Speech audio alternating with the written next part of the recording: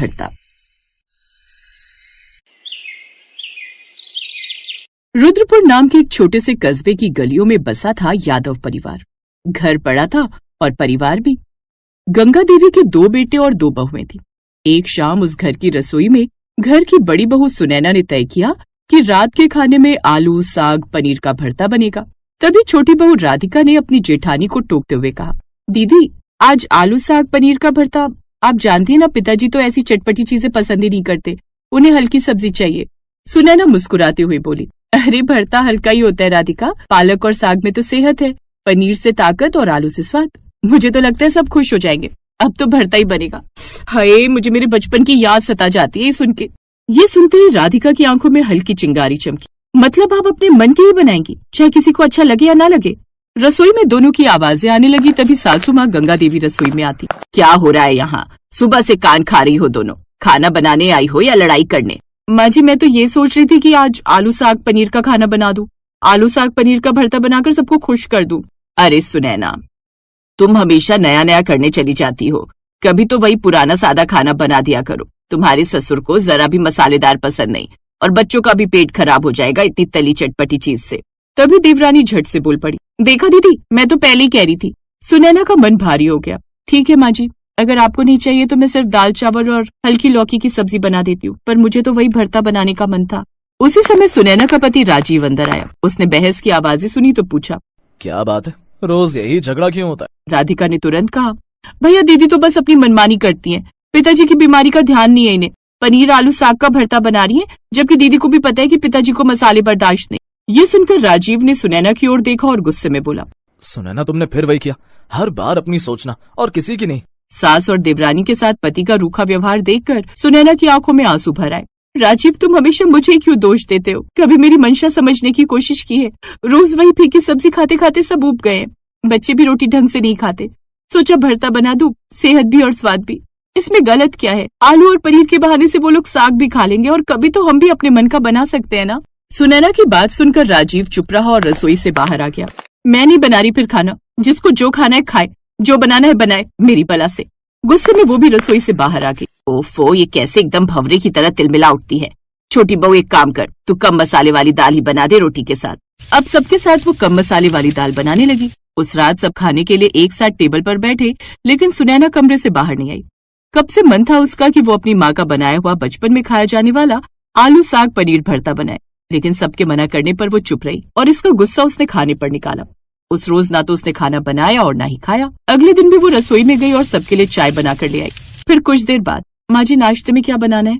इसमें पूछने वाली क्या बात है, जो तेरा दिल करे बना ले बहू। नहीं, बिल्कुल नहीं, अभी तो मैं अपनी पसंद का बना भी लूं, लेकिन फिर देवरानी के बहकावे में आप आकर कहेंगी कि ये क्यों बनाया, वो बना। तो कहाँ की बात कहाँ ले जा रही है, और मेरे लिए तुम दोनों ही बराबर हो, समझी? तभी देवरानी भी वहाँ। मुझे तुम्हारी तरह कोई शौक नहीं है देवरानी जी, किसी को किसी के खिलाफ भड़काने का। अब आपकी लाडली बहू आ तो गई है, अब इसी से पूछ लो कि क्या बनाना है। मुझे क्या पता क्या बनाना है? क्यों, तुझे तो सब पता है ना कि क्या बनाना है, अब खुद ही बना लो, तुम तो वैसे भी मुझसे ज्यादा ही समझदार हो। हाँ वो तो मैं हूँ। अब फिर से देवरानी रसोई में जाती है। अब क्या बनाऊं? एक काम करती हूँ, आज सबके लिए आलू के पराठे बना देती हूँ, कम मसाले वाले। अब राधिका को इतने बड़े परिवार के लिए अकेले सारे पराठे बेलने पड़ते हैं, जिन्हें बेलते बेलते उसे पसीना भी आने लगता है। ये तो अच्छी मुसीबत मोल ली मैंने जेठानी जी से। एक भरते के लिए तो बोला था उन्होंने, उस पर उस रोज इतना बवाल ना होता तो मुझे अकेले यूं रसोई में ना पकना पड़ता। पहले दोनों मिलकर खाना बनाती थी तो सब कुछ कितनी जल्दी जल्दी हो जाता था, अकेले तो अब मेरी हालत खराब हो गई। अब 2 दिन में ही राधिका पूरी तरह से रसोई से थक गई। फिर उसने हार थक कर कहा, बस अब मैं नहीं बनाने वाली इतने सब लोगों के लिए अकेले खाना। क्यों, अब क्या हुआ, बनाना अकेले? मैं तो कह देती हूँ, मैं तो तभी रसोई में जाऊंगी जब आलू, साग, पनीर का भरता बनाने के लिए हाँ बोलोगे। उनका शोर सुनकर तभी उस घर के सबसे बुजुर्ग आदमी यानी ससुर जी और बच्चों के दादाजी हरिराम यादव आ जाते। क्यों इतना कोलाहल मचा रखा है? खाना ही तो बन रहा है, उसे भी जंग का मुद्दा बना दिया। बाबूजी, मैं तो चाहती थी कि आलू, साग, पनीर का भरता बना दूं, पर सब मना कर रहे हैं। फिर दादाजी ने धीमे स्वर में कहा, बहुरिया, खाना सिर्फ पेट भरने का जरिया नहीं, घर को जोड़े रखने का जरिया भी है। अगर तेरे बनाए खाने से किसी को तकलीफ हो तो उसका क्या मतलब, लेकिन अगर प्यार से सबको साथ बैठा कर खिला दे तो वही भोजन अमृत हो जाता। तो आप ही बताइए मैं क्या करूं बाबूजी? फिर आलू, साग, पनीर का भरता भी बना और हल्की सब्जी भी। फिर जिसको जो खाना हो वो खा सकता है। अब बड़े परिवार का मतलब ये नहीं कि अपना मन मार लो। जो इस घर की बहुओं की इच्छा हो वो बना सकती है, लेकिन बस मसाले अपनी सब्जी में ठीक रख लेना और मेरी में कम, क्योंकि सच कहूं तो तेरे हाथ का वो भरता खाने का तो मेरा बड़ा मन है। ये सुनकर वो बड़ी खुश होती है। इसके बाद उस रसोई में आलू साग पनीर का भरता बनता है, लेकिन हिसाब का नमक मिर्च डालकर। फिर तड़के में लहसुन प्याज डलते ही खुशबू पूरे आंगन में फैल गई। राधिका भी अब चुपचाप आटा बेलने लगी। हवा में थोड़ी नरमी आ चुकी थी। फिर रात को खाने में सबकी थाली में रोटियां, दाल, लौकी की सब्जी और बीच में चमचमाता कटोरा आलू साग पनीर का भरता। बच्चे सबसे पहले बोले, वाह मम्मी ने कमाल कर दिया, कितनी मजेदार खुशबू आ रही है। गंगा देवी ने भी जरा सा चखते ही कहा, अरे हाँ, ये तो सच में हल्का और स्वादिष्ट है, ज्यादा मसाला भी नहीं है। फिर राजीव ने सुनैना की तरफ देखकर धीरे से कहा, माफ करना, मैं तुम्हें समझ नहीं पाया। तुम्हारी मेहनत से ये घर जुड़ा है, वैसे सच में कमाल बना है। आलू साग और पनीर का मिश्रण जैसे परिवार के टूटे धागों को फिर से जोड़ रहा था। बच्चों की खिलखिलाहट, बड़े बुजुर्गों की संतुष्टि और सास बहू के बीच का नया विश्वास, सब उसी भरते में घुल मिल गया था। और रात के आखिरी कौर पर दादाजी ने कहा, याद रखना, घर परिवार भी भरते की तरह है, अलग अलग चीजें मिलाकर ही स्वाद बनाती हैं। सिर्फ आलू हो तो बेजान, सिर्फ साग हो तो अधूरा, और सिर्फ पनीर हो तो भारी, मगर मिल जाए तो अमृत।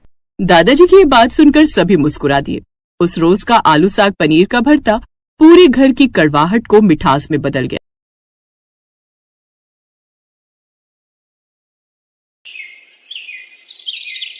पूजा की शादी के लिए उसके घर वाले लड़का देख रहे थे। इसी वजह से उसकी मम्मी उसे रसोई में कोई न कोई खाने की चीज बनाना सिखा रही थी।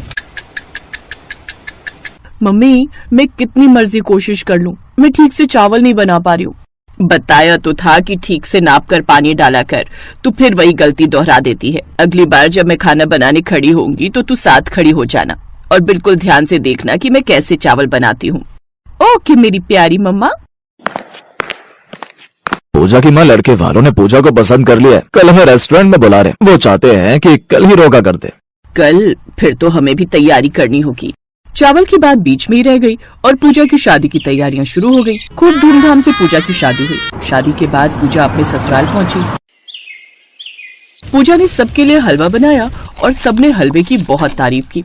बहुत स्वादिष्ट हलवा बनाया है, सचमुच बढ़िया घी डालकर भुना हुआ हलवा है। हलवा बिल्कुल सही चीनी डालकर बनाया है, मीठा भी एकदम बढ़िया डाला है। हलवा अच्छा बनाया है पूजा, वैसे मैं भी ऐसे ही बनाती हूँ। बाकी चीजें तो अभी तुम्हारे हाथ की किसी ने खाई नहीं है, तो वो तो बाद में पता चलेगा कि तुम बाकी खाना कैसा बनाती हो। अच्छा ही बनाती होगी बहू, जैसे तुम बढ़िया खाना बनाती हो। मुझे हलवा खाकर यकीन हो गया है कि पूजा बहू भी खाना बनाने में माहिर होगी। सास की बात सुनकर पूजा थोड़ी टेंशन में आ गई, क्योंकि वो जानती थी कि वो सब कुछ अच्छा बना सकती है, पर चावल बनाने के लिए अगर किसी ने कहा तो कहीं चावल खराब ना बन जाए। अगले कुछ दिन तक तो पूजा ने खाना नहीं बनाया, पर धीरे धीरे जब पूजा रसोई में खाना बनाने लगी तो ऐसे ही एक दिन, पूजा मैंने राजमा बना दिए, तुम चावल बना लो। चावल? हाँ चावल, जीरे वाले। क्यों, क्या हुआ, नहीं बना सकती क्या? नहीं नहीं, ऐसी बात नहीं है भाभी, बना दूंगी, बना लेती हूँ। पर उसे यही चिंता थी कि उसके चावल खराब ना हो जाए। काफी देर तक पूजा सोच में डूबी रही। अचानक कुछ मेहमान मिलने के लिए आ जाते हैं।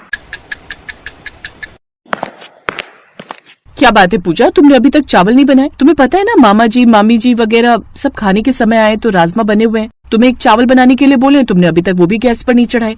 भाभी वो चावल भिगोए थे, बस बना ही रही हो।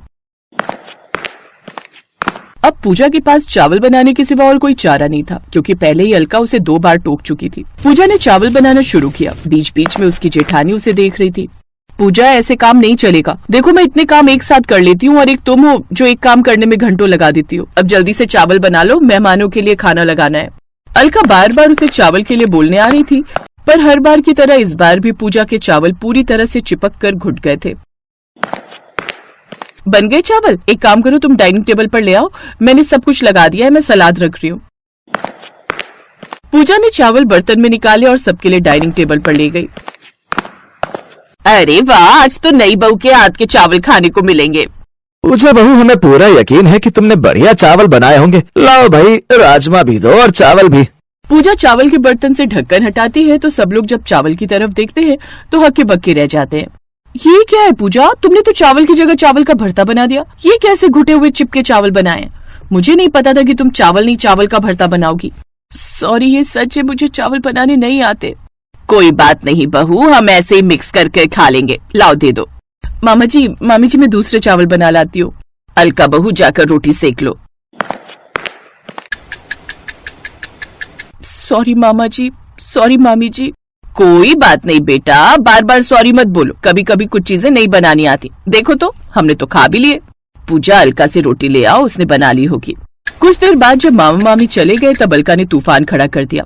आपको पता है देवर जी, पूजा ने दोपहर में चावल का भरता बना दिया था। इतनी शर्म आ रही थी मामा जी मामी जी के सामने।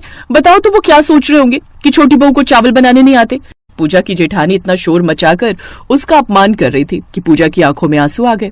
बस भी करो अलका, कितना सुनाओगी? अरे नहीं आते तो क्या हुआ, मैं बनाने सिखा दूंगी बहू को चावल। पूजा बहू चिंता मत करो, आज जो गलती तुमसे हुई है उसके लिए पछतावा करने की कोई जरूरत नहीं। कुछ चीजें ऐसी होती हैं जो हम ठीक से बना ही नहीं पाते। अब मुझे ही देख लो, मैं जब भी आटा गूंथती हूँ तो मेरे से आटा ढीला हो जाता है, मैं आटा सख्त गूंथ ही नहीं पाती। अलका बहू, तुम भी तो कई बार जब कढ़ी बनाती हो तो कभी तो बहुत अच्छी बन जाती है, कभी बिल्कुल नहीं बनती।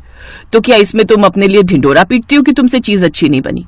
और रही बात इन चावलों की, हम इन चावल का भरता ही बनाएंगे, एक नई रेसिपी। चलो पूजा बहू, रसोई में चलते हैं।